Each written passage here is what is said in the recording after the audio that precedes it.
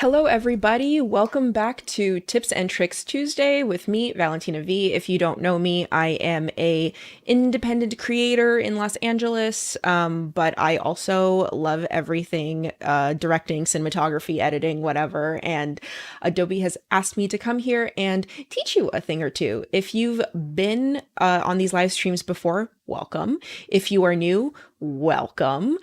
If you would like all of the info that I'm going to teach you today, you can always go to this website that I'm putting on the screen right now, adobe.ly/tipstuesday. And there you can get all of the information for the entire tutorial. But before we do the tutorial, I just wanted to bring on some guests, my friends from a YouTube channel that I'm a huge fan of, that I love very much. And I also love these two people very much too. So I would like to welcome Ted and Tway from Indy Mogul. Hello. Hey Valentina, How's it Thanks for going? we love joining you me. too. Oh, It's great to thank meet you. you. Thank you. So let me see if I can get it. Okay, so Ted right here, he is, if you've ever watched Indy Mogul, Ted is your host. He is the guy, behind the channel, in front of the screen. He's coming up with stuff. And Tway over here is our behind the scenes master of Indy Mogul. And I know that a lot of people who may be watching this are YouTubers who you may be doing it all by yourself, or you may be looking into expanding your YouTube channel into a team, whether it's just one extra person or a bunch of people. So we're here to kind of help you and give you some advice, especially when it comes to audio. So Ted, do you want to start us off? Let us know a little bit about the channel and what you do at Indy Mogul. Yeah, sure thing. Mogul is very near and dear to my heart because it's sort of one of the first ever filmmaking educational channels. I grew up watching it. I think a lot of my friends grew up watching it. It's the kind of channel that in the beginning taught a lot of people how to make movies and be able to make videos when film school wasn't really that thing. So a couple of years ago, we were able to restart Indy Mogul and kind of bring it back to making content about filmmaking and educating on basically the tools of videography and things like that. Tway joined on right from the beginning. That is a glass. Tway joined on right from the beginning and helped out as far as pulling together the entire channel and really doing a lot of the production. And now really what the channel is it's a place where people can come and learn about filmmaking we bring in a lot of kind of like A-list directors and DPs. We also talk to a lot of our friends that are filmmakers in town. So we should do things like how to make music videos, how to make commercials. And we also have a podcast too. So we do a lot of different things. We have kind of a small team here in LA. But as far as kind of filmmaking and creation goes, it changes every day. So we're learning along as we do this. And I think the whole goal is as we learn things, we can try to teach the audience things.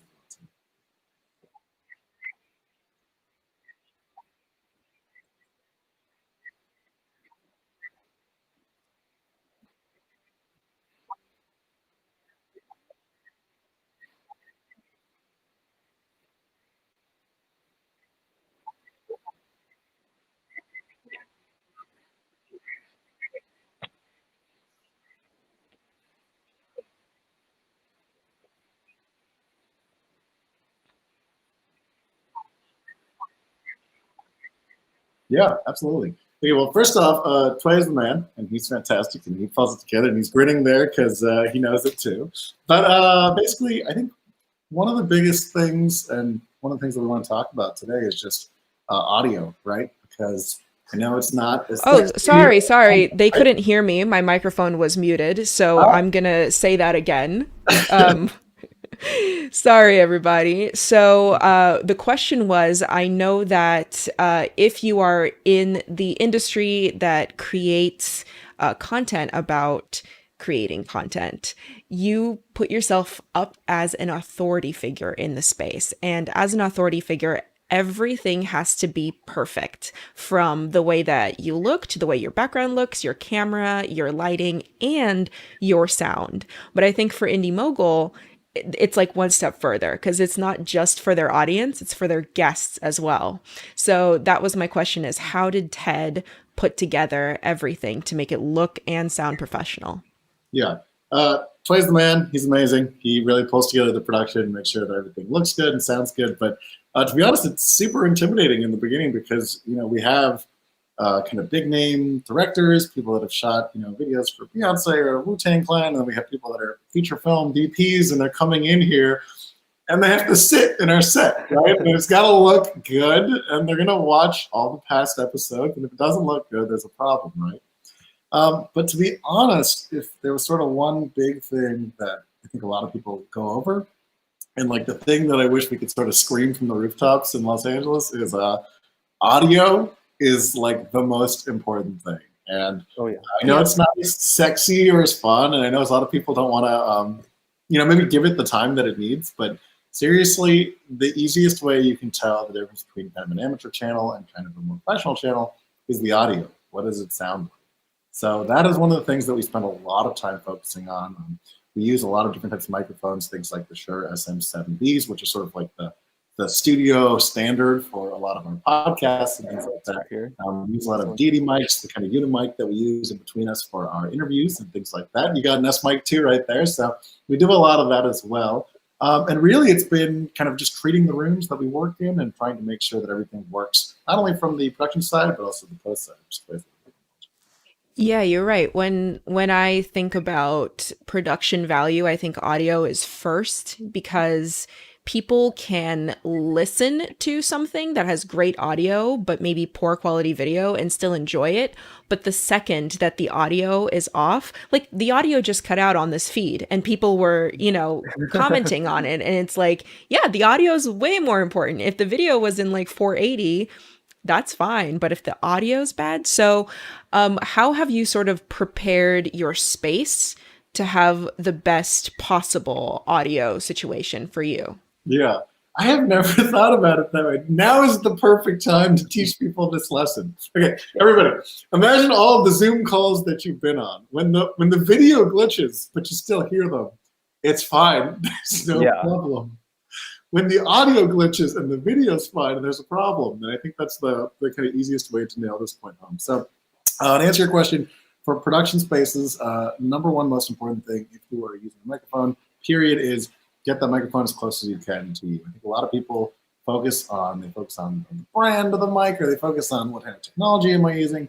All of that's important, but at the end of the day, if it's not close to you, that's the thing that's going to make the biggest difference. So right outside of camera is how close you want that microphone. Literally, if your frame line is here, you want it right up here. Just or even inside of camera. Yeah. Sometimes that's okay. Like if you are doing live streaming, it's pretty accepted that is an okay thing. I think it depends on like what the platform is and what your audience expectations are, for sure. Yeah, and if you're not trying to hide that you are streaming or trying to hide that, like, we're talking about like things where you're trying to make a fancy world or a different reality. Those are ones you're trying to hide the mic. But other than that, you can absolutely include your mic in there, no problem. If you don't have a lot of mics too, again, you don't have to buy a lot of the expensive stuff too. You can just use earbuds. Toy's got some right now that have a microphone built onto them. Just make sure that they have that mic built onto them so that it'll, at a proximity effect, your voice will be so much closer to the mic. It'll help drown out all that noise around you, and it'll also help make sure that your voice comes in as clearly as possible.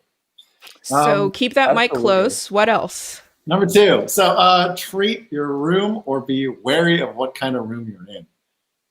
If you're a video person, you already know about things like reflections and things like that, right? Like light reflects off of things and it bounces. Audio is the same way. So normally when you see a reflection, if you had a mirror here and the sun was going and it was smashing into your face and you had this weird harsh shadow, that's something you don't want, right? But audio does the same thing. So if I'm speaking and there's a lot of hard surfaces around me, like in a concrete hall or there's like marble floors or something, I don't know where you're shooting these things, but if you're speaking, these are actually going to bounce off and they're going to cause reverb and echo, and that's something you want to avoid as well. So to be able to kind of limit that kind of stuff, there's a couple things you can do, but if you're working on a budget, you can use furniture pads, sound blankets, you can use your clothes, move couches around, try to make the space as small as possible. Think about the way your voice sounds in the closet when you're dressing in the morning and you're thinking about what you're going to wear, or that NPR voice when everything's really close and sounds like this. It's those two things that you're really trying to go for. It's proximity by making the space as close as possible and as soft as possible. So I would say, and then to add on top of that, it's like go the extra mile to turn off the things that are making the noises around you that you don't even think about that could go into the recording. like we got like a server going on in the background over here that usually has like that hum and that fan.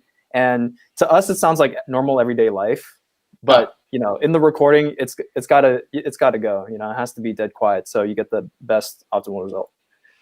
Yeah, I would even say that sometimes your format, audio can dictate your format. Say you don't have the ability to record clean audio when you're speaking straight to camera, but you can get into your closet, you know, in the middle of some heavy coats and record really crisp voiceover, then maybe your vlog is a voiceover vlog instead of a straight to camera vlog.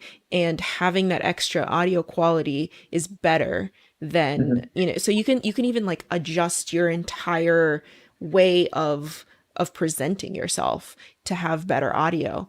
So let's say that we have recorded some audio, and I know that you guys record audio in your studio, but then you make it even better later in Mhm. editing. So I'd love to have Tway talk a little bit about a little bit of how that audio is being recorded, where it's going, and then how you're treating it afterwards. Absolutely. Yeah, so throughout the podcast part of it, we have two mics set up, and both of those are routed into a mixer. We use the Sound Devices Mix Pre 3 to capture our audio, but then that is also routed into Adobe Audition because I want a backup of all the audio going just in case, like if something happens with the mixer, like if the SD card fills up and then it just stops recording, we can still rely on the Adobe Audition part of the recording. And that's super simple. It's you change the audio hardware, you change it to the mics, and then you keep it recording, and then yeah, it'll spit out two wave tracks that are uncompressed for you at the end of the day, which I then take into Adobe Premiere, and then that's where I do most of the podcast editing and mainly the editing for the entire episode because that's where you can also easily put in stuff like denoise, stuff like the parametric EQ, stuff like the dynamics plugin, all within the audio track mixer window in that panel. And what's great about the new 2019 version and later on is that you could actually copy those plugins from one track to the next just by dragging it. It's like super simple that way. Yeah. Yeah, and then I mean, mainly I just do a couple of those things. Like I do like a low denoiser just to get rid of the extra stuff that's happening in the background.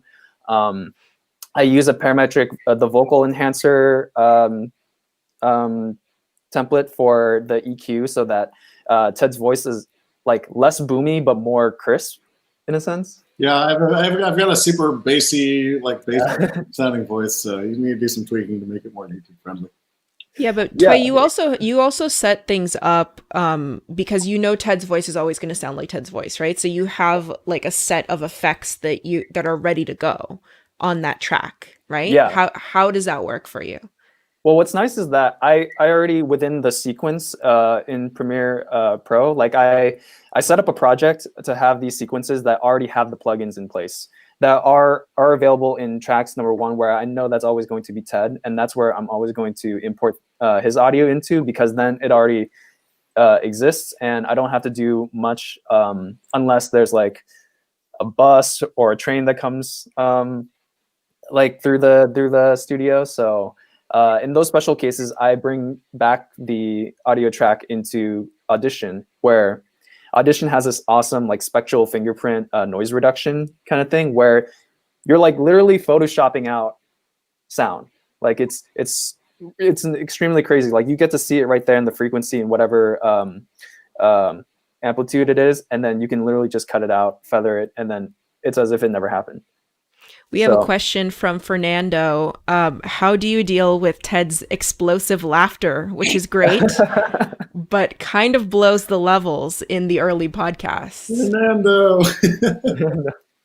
Yeah, well, so in the early podcast, when they were shooting out in places around the country, there's only so much that you could do because it's hard to like record and also ride the levels out the entire way through the shoot. Nowadays, we do that, and I do keep a handle on the mixer just in case I know the explosive laughter is coming. But then, Sometimes there's no warning. Sometimes it just happens. right, exactly.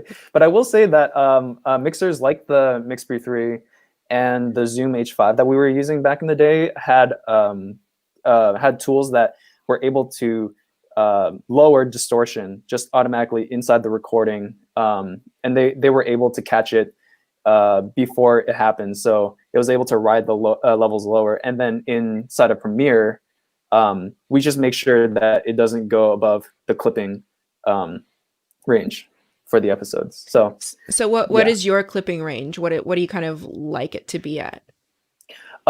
Generally, with the tracks that I put in Premiere, I cut the track off at -2 or -1, and then I compress the audio so that most of it lands above -10 within that range, and so it sounds consistent throughout. And then, but you're not gonna blow out your ears every time Ted wants to like come.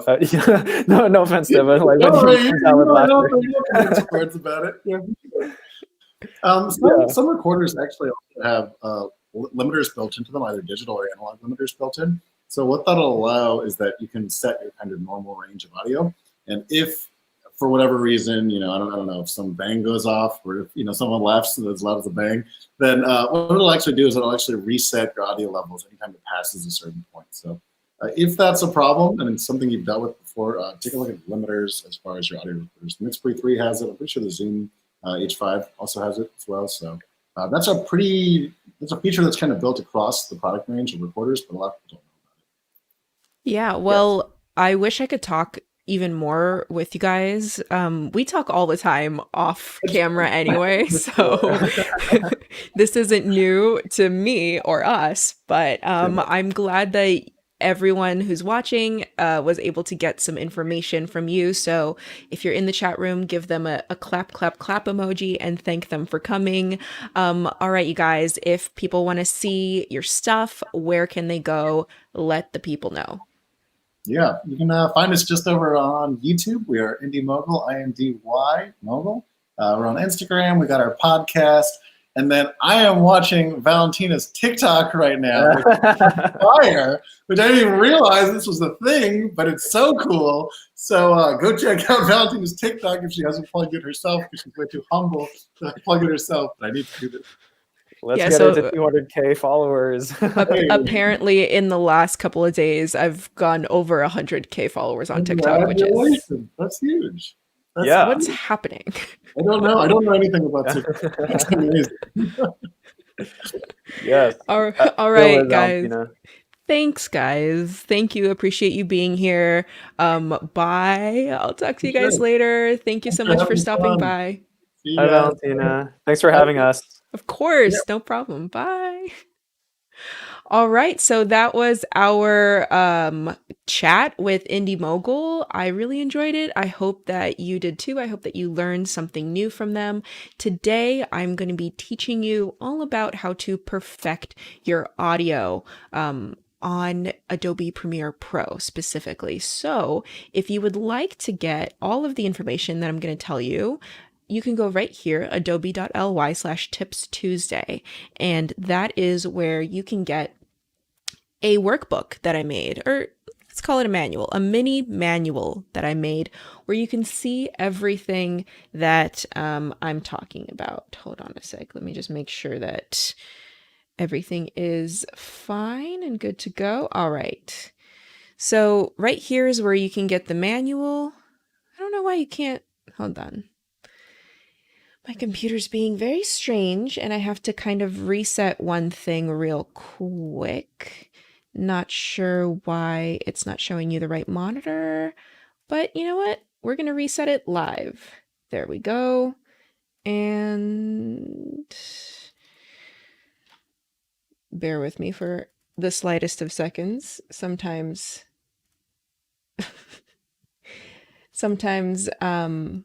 things happen. There we go. All right, let me flip over to it right now. Here we go. So this is the manual that I provide to you at that link. Again, that link is adobe.ly/tipstuesday. And the manual is going to cover everything that I'm about to cover with very detailed steps, because I know that sometimes I go fast. We only have 45 minutes. So you can go back in and you can see everything. And again, it's all available at this link. So that is for you to go check out at your leisure anytime. But anyway, welcome. This is Premiere Pro. We are in the editing workspace over here. And the first thing I'd like to show you is exactly kind of what Tway and Ted were talking about. They record their audio separately from their video. So if you want to merge that audio and video together, there's actually a fairly simple way to do that in Premiere Pro. So here I have an empty sequence, and let me go into my footage.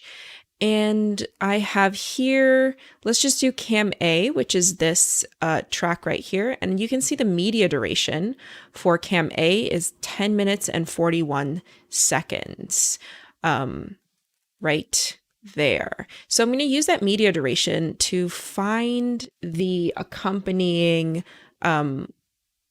audio track as well. So I'm going to go down. Everything is very neatly organized. I'm going to go to the audio bin and check it out. I have this audio track right here, and you can see that its duration is the same. So I know that those two go together. I can also play them to find out for sure if they go together, but I know that they do. So I'm going to select both of them by holding down Command. So you see both are highlighted right now. And I'm going to right click and go to Merge Clips. So this is going to help me merge my video clip and my audio clip together. So merge clips. And here's what's important. You gotta choose audio as your synchronize point. So it's going to look at the waveform from the scratch audio on your video file, which means whatever audio that your camera picked up, right? The kind of scratchy, maybe not so good quality audio that your camera's picking up default. And then it's going to compare that waveform to the waveform of the nice audio. And then you can also give it a name. By default, it just takes the name of the video file, and then it just adds merged to it. So let me actually name it merged file, just so I can see that this is what we're doing. And then it also gives you the option to remove the audio from the AV clip, from the audio video clip. But you know what? I'm just gonna leave it as is, and I'm gonna press OK. So it'll take a few seconds. This video clip is 10 minutes long. So it kind of has to just like scan through the clip and find out where that synchronized point is. By the way, if you are enjoying this series, just give me like a little pineapple emoji in the comments. I would love to see a bunch of pineapple emojis happen. So you can see after it has merged the clips, it puts the file here, just in your main project window. I'm going to take it and put it into this bin that I called merged clips. It's a bin that I created for all my merged clips. So there's that merged clip. And then I can go ahead and drag it into my timeline. It's saying that, okay, the sequence settings don't match. Yes, I know, because my timeline is 1080 is in HD and this clip is in 4K, but I'm going to click keep existing settings. So there we go. And you can see that it has matched the clip by the waveform. So if I go ahead and play it, let me scale it. Yeah, remember that. And Now I need reading glasses. oh, those are cool. Yes, Those look they are. good. So you can see right now it's playing both the audio that came from the camera and the audio that came from the recorder, from the separate recorder. So if we wanted to play just from the camera, I can mute the recorder tracks, which are green. This is what it sounds like simply from the camera. Now I need reading glasses. Oh, those are cool. All right, but if I wanted to listen to the version from just the audio, I can play it now. Glasses. Oh, those are cool. Yo, Those look Vera, good. Right? It sounds so much better because I'm using that dedicated audio that is actually from his little clip-on mic. Exactly like what Ted was saying. If you keep your mic as close to your mouth as possible, you're going to get the cleanest sound. So I can keep these muted, or something else I can do is I can just select them by holding down Alt or Option and Shift and selecting them. And I can either right click and disable them in the enable menu. So that way, if they're disabled, even if these tracks aren't muted, Those look good. Those look good. I still can't hear them, right? Or I can just do a shortcut. So for me, that's Shift E, and that's the enable disable shortcut. So that is how you do it with one clip and one audio clip. But this project actually was 3 cameras. So I had a camera with both of them, and I had cameras on each of them. So how do I merge that with just one audio? Well, there's a way to do it, and it's actually pretty simple. So let's take a look. So the first thing I'm going to do is I'm going to expand this window, right? Because I have a lot of clips in this window, and scrolling through back and forth can take a really long time. So in order to expand this window so that I could see it full screen, I just press the tilde key at the top of my keyboard, which is that little squiggly line, while having this selected. So I'll press the tilde key, and now it'll be full screen. And then I'll go ahead and I'll select what I kind of need. So I know that this one is 1041, this one 1036, cam B, and let's see, cam C 11. I mean, that looks about right. Like, the first clips of every one of these folders are going to work together in this case. Fernando said multicam editing. So there's a couple of different ways to do this in Premiere. There is the multicam editing, but that's not what I'm about to show you because we're not getting into multicam at the moment. If you'd like me to show you multicam, please just leave it in the comments and I will later in a different episode, perhaps. So I'm just going to drag cam A in here again. Right? Let me delete this so we're not confused. So I'm going to drag cam A and I'm going to put it on track V1 and A1. Then I'm going to grab cam B. I'm going to drag it there. I'm just going to stack them on top of each other. I pressed record on all these cameras at different times. So you can see that they're all different lengths here. So cam A, cam B, cam C, and I'm going to take the audio and put that on the bottom of all of them. All right. And then I can actually even go through and see if I can do it for the next one as well. So this one, there we go. This one probably matches with it. So you can just go through and stack them all up with the audios that make sense for them. And then all I have to do is select them, right click, and there is this awesome button called synchronize. So when I click synchronize, it'll ask me the same thing again. It'll say, okay, where's that synchronize point? And I'm going to say synchronize with the audio. And I'm going to say, okay. And it's going to take a couple of seconds for it to process this 10 plus minute clip. But what you'll see is it'll eventually line everything up. It will line all 3 cameras up. So this is a really easy way that you can just like go through all your footage if you have multiple camera angles and synchronize everything beautifully, easily. Looks like I have a lot of pineapples in the chat. You all are lovely. Again, if you want to see all of the things that I'm teaching you right now, you can just go to adobe.ly/tipstuesday and you can get the manual there. So as you can see, what it's done is it has basically arranged all of these video tracks, or AV tracks, as we call them, to match with the audio track. So let me make them fit them to the screen so you can see what that looks like.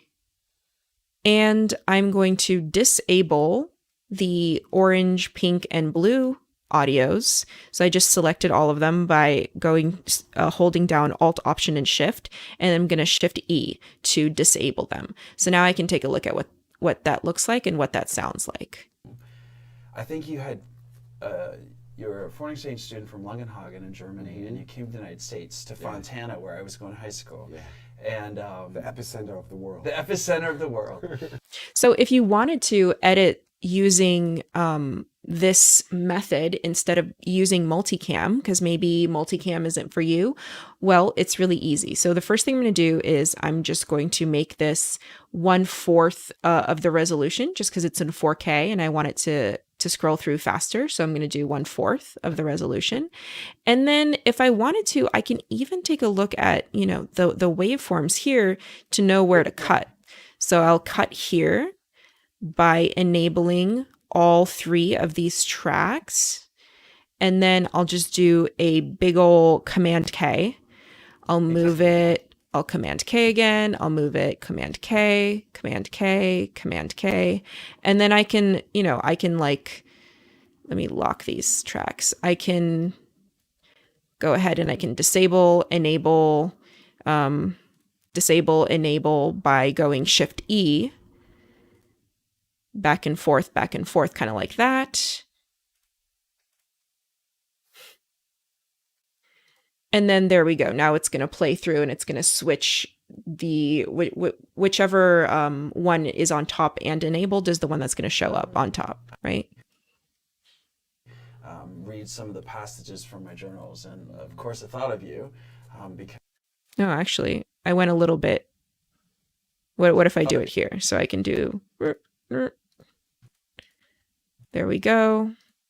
There we go. And then I'll do like the enable, disable thing. So it'll go like this. Journals, and of course I thought of you because I started my journals by writing letters to you back when we were 7. You were 17? I was 16. Yeah. Then 17. Oh, I did a really good job at that. All right. So that's what that looks like. Pretty cool, right? Matt says that the synchronize feature is also available in the multicam dialog. Yes, it is. All right. So after you do that, those are 2 really cool things that you could do with multicam. But I also kind of want to show you a couple of things that you can do to quickly change the volume of different clips. So let's do, for example, let's enable these for a sec. Oh my gosh. Hold on. I think my shortcuts are also shortcuts for my Zoom program, which is why I keep pressing certain things and my Zoom program keeps freaking out. So let's actually take a look at these. Just pretend that they are not scratch audio, that they're actual audio tracks, right? For like mixing. And there's a couple of things that we can do. See this line that's in the middle of each track? Each track should have a white line in the middle when you expand it. that white line, that is our volume line. So something you can do to just simply lower the volume of a track is just take that line, hover your mouse over it, and move it down. And that's it. That will decrease the volume of that clip. If you want to decrease the volume of just a section of the clip, you can click a command, and that will place a keyframe on the volume line. You can click command again, and that will place another keyframe. And now if I drag the volume line down, that's after the second keyframe, the second half of that clip will lower the volume. So this is a little ramp where the volume goes down, and now the volume is lower. So that's one way you could do it. Another way you could do it is, let's say you want to change the gain. So you can right click and go to audio gain over here. And then you could adjust the gain. So you can say -18. I want it to be -18 decibels. And you can click OK. And now it has adjusted to -18 decibels. You can do this for multiple clips as well. So if you wanted to, for example, lower the gain of every single one of these, so you can select all of them with Shift, right click, go to audio gain and type in -18, and now all of them are lower. So that's another way you could do it. There are a couple more ways. There's actually 7 different ways that I found. So you can look them up in the manual. You can also, let's say that you wanted to do a master volume change on every single clip at the same time. Well, right here on the tracks, there's a master track. And if you expand that,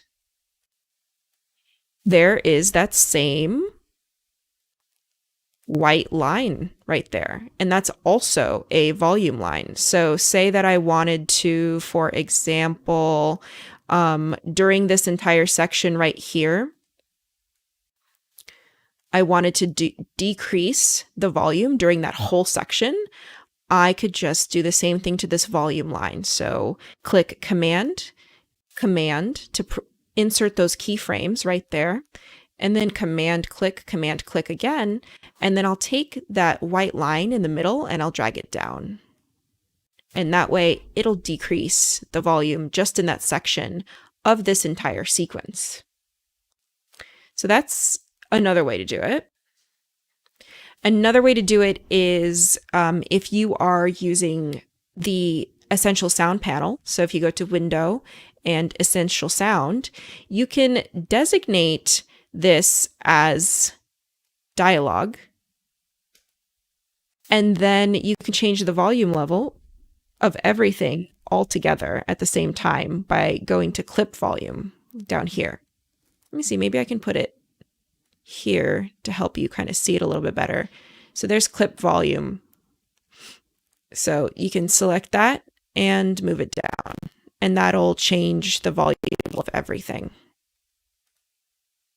So there's there's a million ways to skin a cat. This is just something that you have to be aware of when you are using Premiere Pro, or honestly, when you're using pretty much any editing program, is that whatever you want to do, like if you want to crop a clip, if you want to change the volume, there's usually more than one way to do it. And none of these ways are like the necessarily the most correct or proper way, but knowing all the different ways can really help you master the program, and can really help you understand how to maximize your time. So another thing that I want to show you that I use quite a lot, especially when I'm editing with music, is audio time units. So let's go ahead and take a look at this video right here. All right. So this is a video, this is a fashion video that for a workshop that I taught in Dubai. So all of these clips are actually from my students from that workshop. And I have this song here and it has lyrics. So I'll play it through and we'll see how it does. Let me close the essential sound panel for now.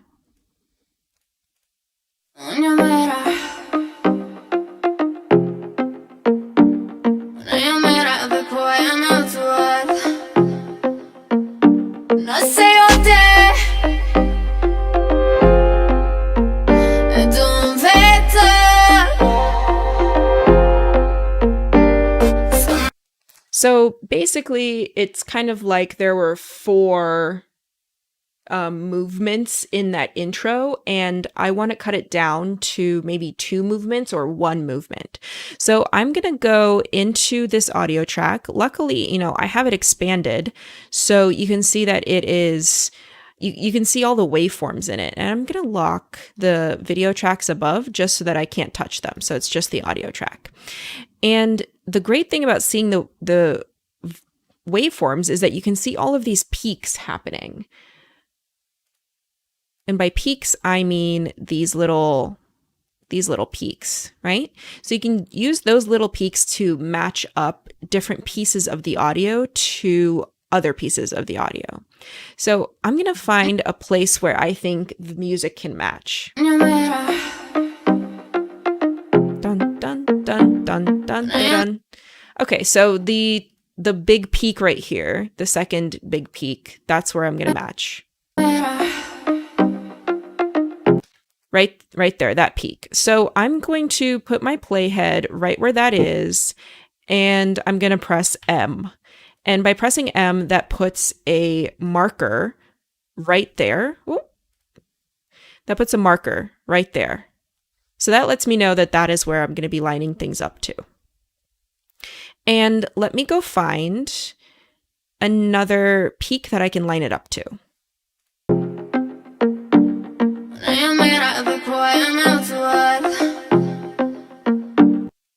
I think it's this peak right here, this one. So what I'm going to do is I'm going to cut just using the blade tool. I'm just going to click C and I'm going to cut close enough to this peak. Then I'm going to click V to select it. And then I'm going to put it on the track underneath.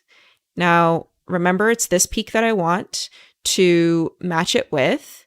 And here I go, zooming in as far as I can, and take a look at that. It won't line up, right? If I move it 1 frame to the left, you can see I can just hold down Alt or Option and scooch it to the left by pressing the left button. It kind of bounces past the peak. And if I scooch it to the right, it's a little bit ahead of the peak.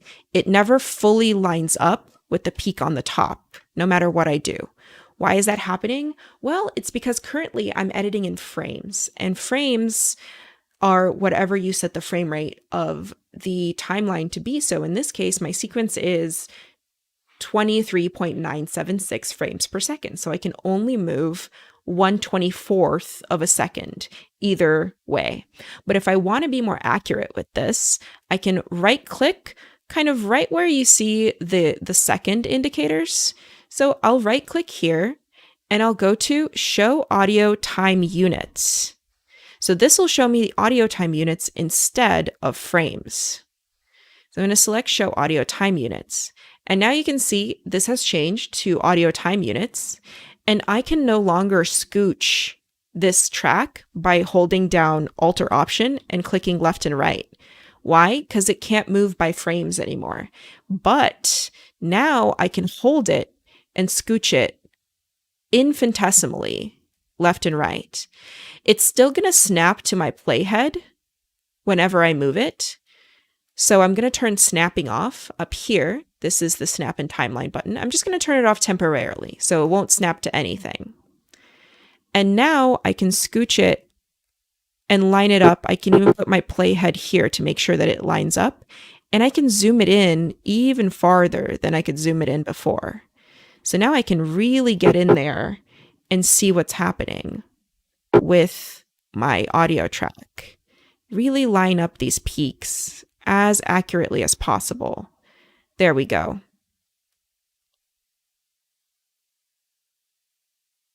Pretty good, right? And now I can turn that snapping back on. I can take this bottom half of the music and just press Alt or Option up to kind of just bump it up to the top and override the top track. And then, well, before I do that, let me play it through to make sure that the peaks are lined up.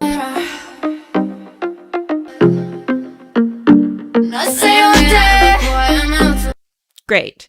So now I just move it up and listen to it like that.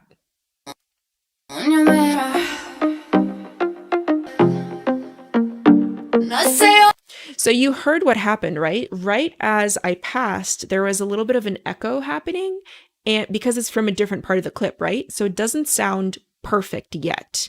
It doesn't sound smooth quite yet, right? So I can go to my effects here, and we have some audio transition effects in crossfade.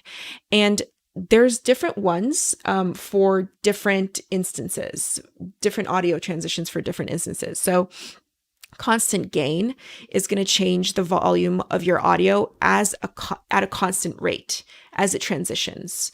But this can sometimes sound abrupt, so I prefer to actually use constant power because it decreases the audio slowly at first and then quickly. And at the same time, on the following clip, it increases the audio slowly at first and then quickly. And then exponential fade is something that I like to use at the end of certain clips because it fades them exponentially. It uses a logarithmic curve to fade. So I'm going to take constant power and I'm going to pop it in right there and hear what that sounds like. Maybe move it a little bit this way. Maybe shorten it a little bit. So I can double click on it and I can change the duration. So I'm going to change the duration to 0.5. Or I can change the duration up here as well.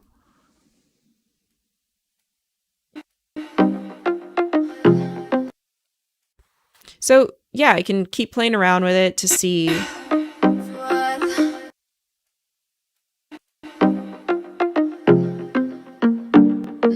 That sounds pretty good.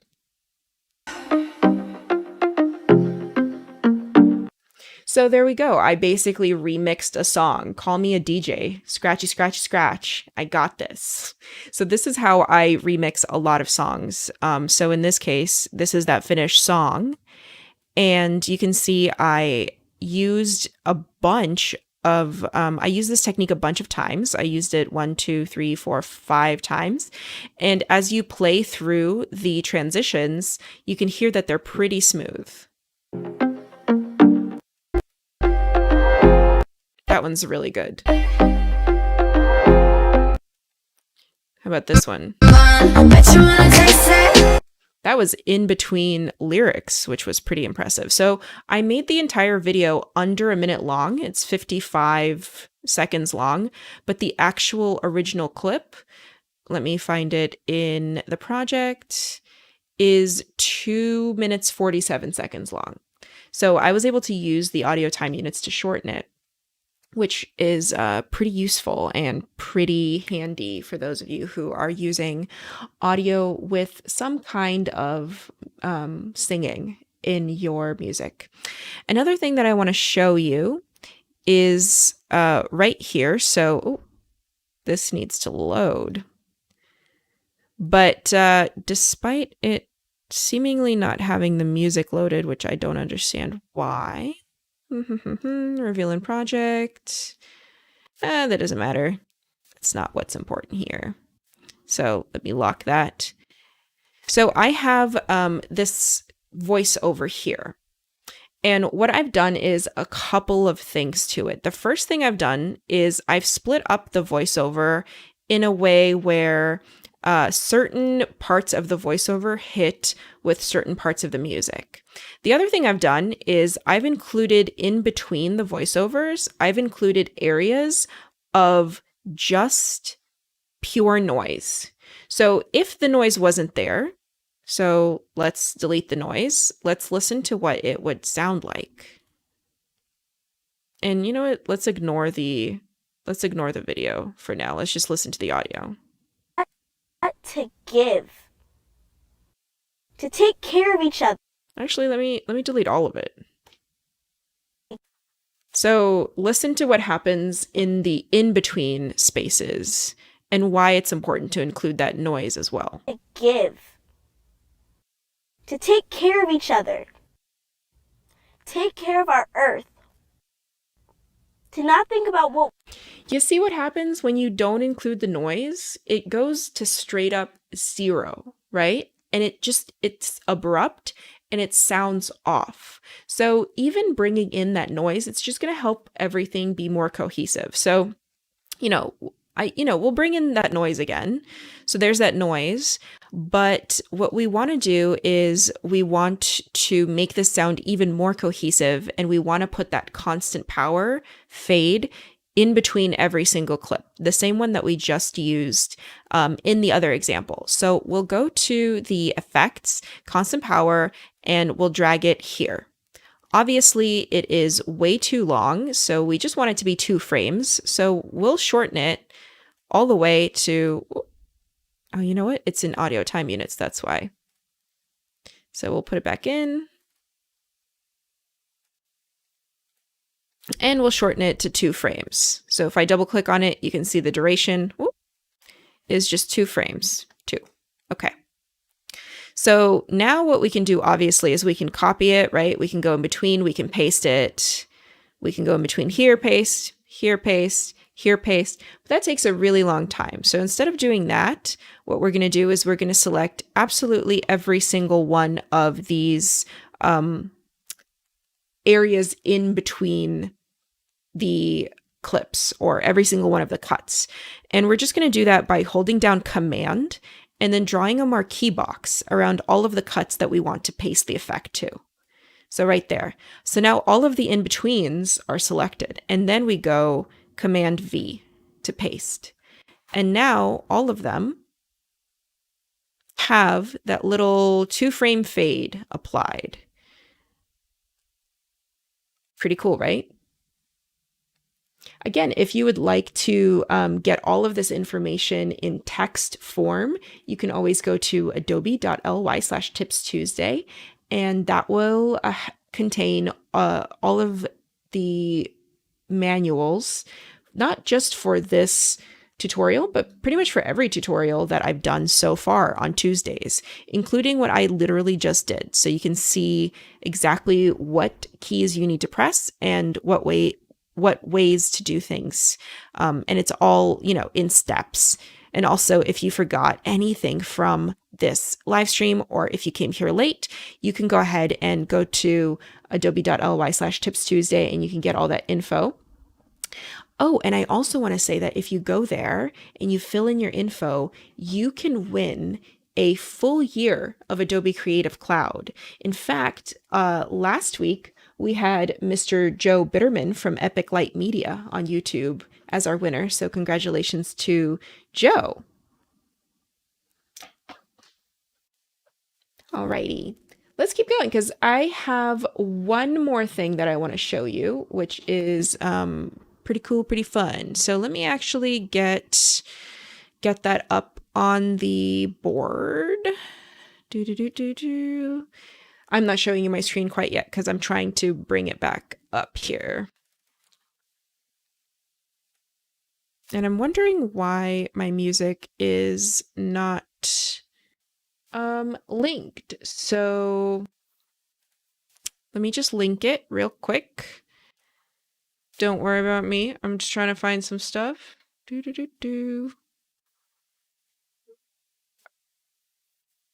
we go. Yeah. Okay. I don't know what was happening there, but I fixed it.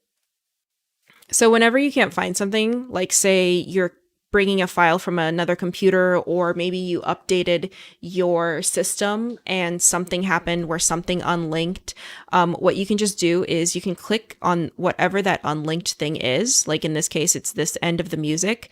Right click, go to Reveal in Project. This, I think, will save you a lot of time if I teach you. Go to Reveal in Project. And here, clearly it says that there's a broken link because it's a question mark. And then you can just right click on it and go to Link Media. And it's going to bring you the Link Media window. And in this case, it was just on, I don't know what happened, but I'm just going to click locate and then find that folder where it's supposed to be. And then just click on that file and relink it. So relinking, you know, sometimes it happens when you, like I said, when you update something or when you bring it from a different computer or when you plugged in a different hard drive or something like that. So in this case, all I did was I clicked the search button at the bottom and it automatically found that track. And then I click OK. And there we go. It relinked. So in this case, we have our audio here, we have our dialogue here, and we have our music here on track A2. And our dialogue is blue and our music is green. And what I want to do is, remember we had those moments of silence in between these moments of talking. Well, I want the music to be louder during those moments of silence. And I've already done that here. As you can see, I've used that same technique that I showed you earlier of taking, pressing Command, clicking, and moving the volume up. So if I were to show you that again, for those of you who weren't here earlier, all I have to do is, okay, I see that I kind of have to lift the audio here. So I'll click Command. Oh, hold on. My zoom tool is a little off. There we go. It should be better now. So all I have to do is click Command and Command, and then Command click again. And this area in the middle, I will drag up slightly, right? And then again, for the next one, I will click Command click, and then move that up. And then I'll do it again, and then I'll move that up. But that takes so long, especially, I mean, this is a 1 minute video. Imagine if you have like a 20-minute vlog or something like that. That will take you forever. So there's actually an automatic way to do this in Premiere Pro, and it's called auto ducking. So let's do it. Let me level this back out to what it was at the beginning. Okay, cool. So I'm going to go again to Window, Essential Sound, and I'm going to select all of the blue talking and mark it as dialogue. I'm going to select it all, mark it as dialogue.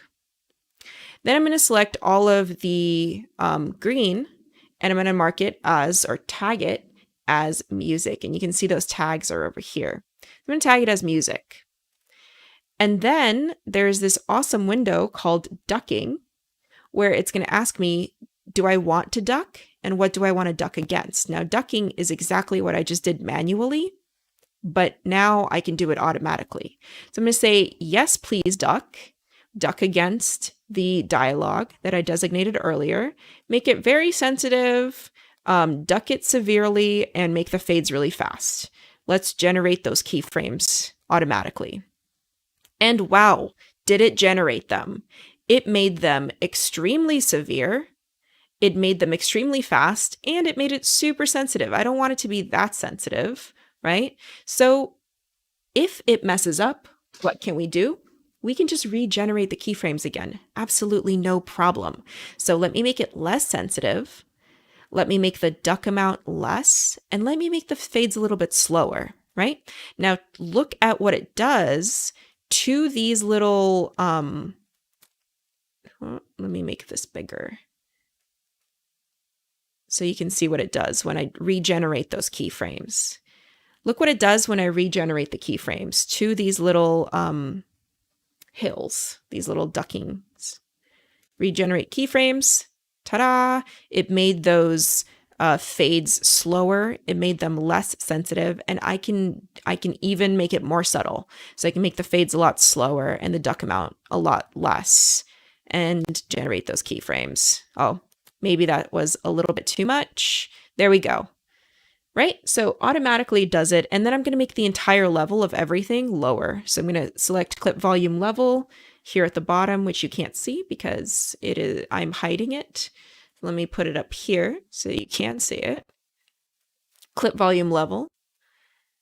And I'm going to take it down to like negative 16 decibels. Great. So now Or to let's listen to it. watch your favorite team play, or to celebrate a milestone in life. Maybe that's a little bit, it needs to be a little bit louder. Let's do that. Watch your favorite team play, or to celebrate a milestone in life. That sounds great. Awesome. So there's also a million different things that you can do in Essential Sound to make your audio sound better. So let's actually select all of the dialogue and do a little bit of sweetening on our audio. So the first thing that we can do over here in Repair is we can reduce the noise. We can volume up a little bit. We can go to reduce reverb a little. Make the dynamics a little bit more focused on the voice. Give it a little bit of EQ. Maybe let's do podcast voice because we want it to sound, as good as a podcast sound. Enhance the speech for a female. We're not going to touch the creative because we don't want it to reverb at all. And yeah, that sounds good to me. So let's see what that sounds like. Favorite team play, or to celebrate a milestone in life. If you went a little too far, you can always go back and again, this is non-destructive. So you can say, okay, well, maybe I want to turn off the dynamics. Let's see what that sounds like. Watch your favorite team play, or to celebrate a milestone in life. That sounds good to me. So if you want to know what every single one of these Essential Sound properties does, because I'm running out of time to tell you all of the details about it, like I said, you can always go to adobe.ly/tips Tuesday and you can get the manual over there for this lesson. And you can also sign up to win a full year of Creative Cloud. And on the last page of the manual, I have gone ahead and written out absolutely everything that the Essential Sound Panel does and what everything means there. So you can see what the dehum does, what the DS does, what enhanced speech does, and how it will help your audio. But just going through the Essential Sound Panel, I think is super duper easy. It's an easy way to be able to regulate your audio, regulate your music, make everything cohesive. Oh, something else I like to do is select all of it and then go to loudness and auto match. So that will auto match the loudness, which means it will take it to acceptable broadcast standards across the board, which is pretty great. All right. So if anybody has any questions, please do let me know in the comments. If you enjoyed this or if you learned something new, especially if you learned something new, let me know what new thing you learned. And if you want to learn anything, as far as do you want to learn anything about audio, video, graphics, even Photoshop, or even more sound, like do you want to dig even deeper into sound editing, let me know and I can always do that for you. You can also let me know by literally letting me know right here, because there is a little survey to fill out and you can write in the survey what you'd like me to talk about. Pete Tomkeys says, I'm a star. These notes are awesome. Thank you. I work really hard on the notes and I hope that you can take real advantage of them because, yeah, I work hard on them. So yeah, let me know if you have any additional questions as far as maybe things that you would like to learn from me or things that you are unclear about or what have you. And I love to listen. I love to be that person for you who can teach you. And even if, listen, I don't know everything, believe it or not. So if I don't know something, I will bring on an expert who does know about the thing to teach you. That's what's so great about these live streams. Oh, thanks, Nikisha. You're so nice. All right, well, unless anybody has any other questions or comments, then I think that will be it for me. If you'd like to follow me, oh my gosh, that is so bright. If you'd like to follow me, you can find me on Instagram. I'm trying to pull up my Instagram right here. You can find me on Instagram at valentina.vee. And also, like Ted said, for some reason, I am currently blowing up on TikTok. Listen, I don't know, but look at this nonsense. How do I have 102.6 thousand followers? How does that even happen? I have no idea. But you can follow me there too. I'm going to be sharing a lot more fun, like creative editing tutorials over there as well. So thank you so much. Fernando says editing in audio time units instead of frames is really helpful. Ducking was really helpful. Oh, I'm so glad that you learned that. Oh, I'm so glad Jeremy also learned about syncing tips and ways to control audio ducking. I'm happy that I was able to help. All right, everybody. Till next Tuesday. Next Tuesday, actually, I am going to be doing some fun new things. So come back and check it out. And yeah, hope to see you then. Bye.